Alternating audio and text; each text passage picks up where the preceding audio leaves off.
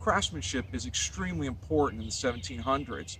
One of the most unique craftsmen out there were tinsmiths. Let's learn more about their trade and what they did with tin squares.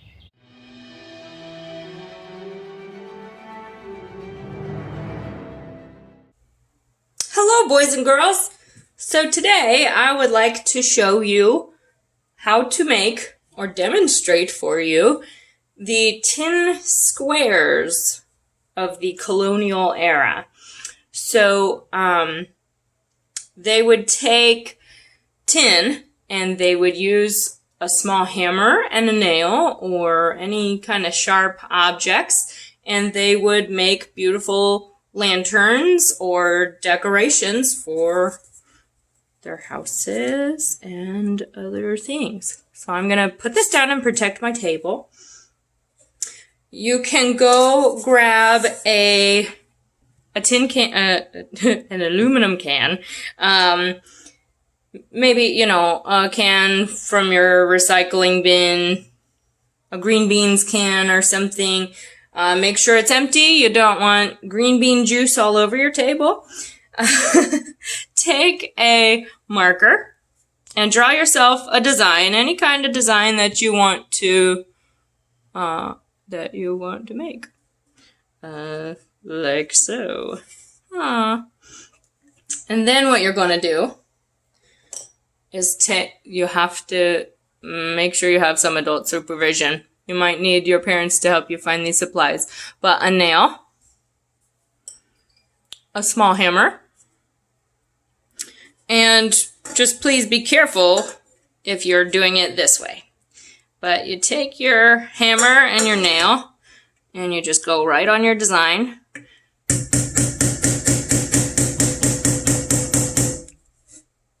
And it takes quite a bit of hammering.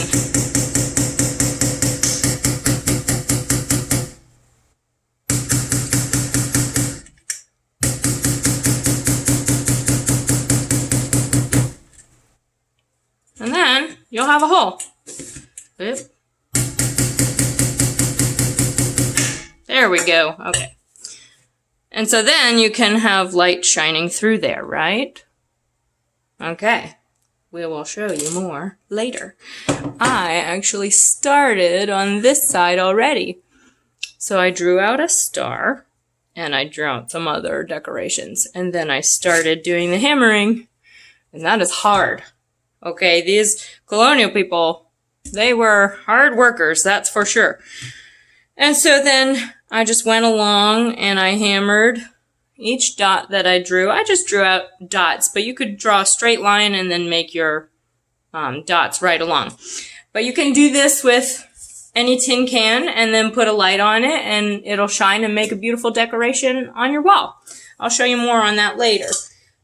But for now, I'm going to show you a better, easier way to make this happen. Plain black or any color piece of construction paper.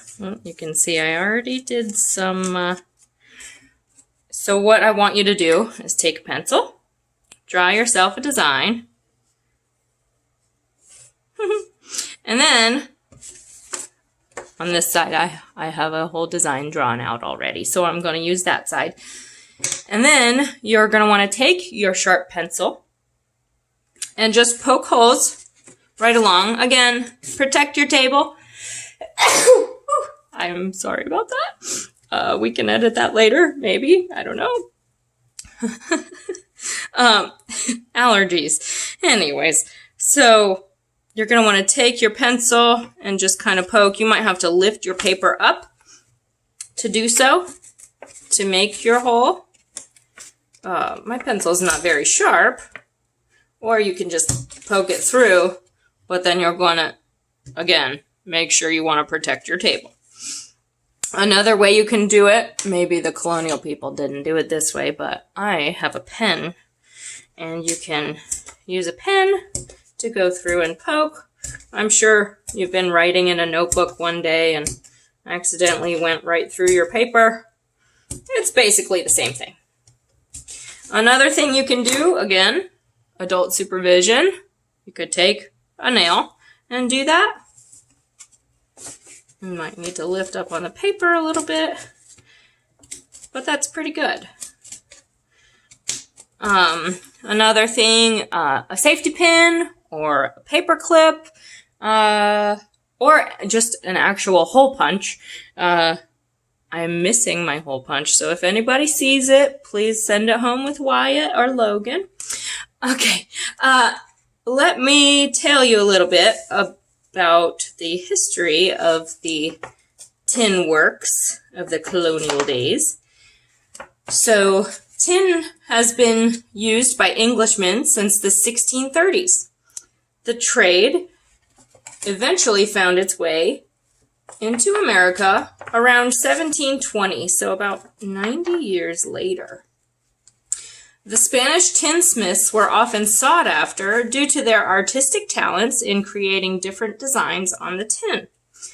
So, if you weren't very artistic, or if you were having a hard time thinking of what to put on your tin, or if you just didn't have time to sit around and poke a bunch of holes, then you could hire somebody to do it for you. And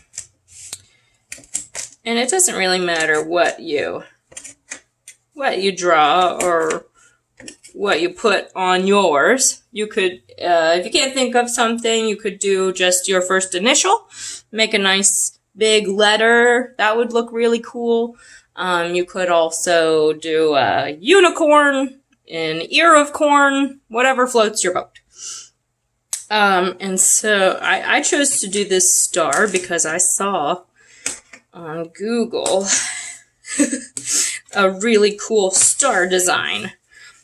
That's something that I want you guys to do when you have a moment. Go ahead and go to Google and just Google Colonial tin lanterns. They have so many really cool looking lanterns that you guys can see. Anyways, so the tin work created by early Spanish settlers in the Southwest area are now collectible items and are still popular today, like you can see on Google. Lanterns, ear horns, and cooking materials were some of the most popular items created.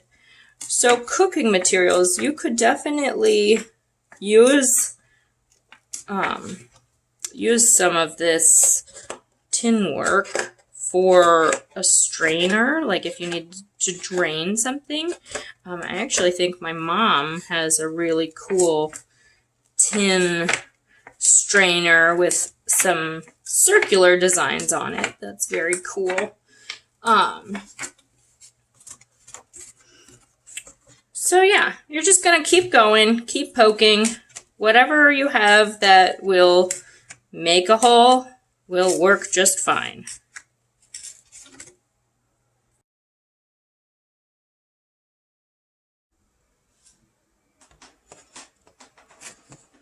Very neat.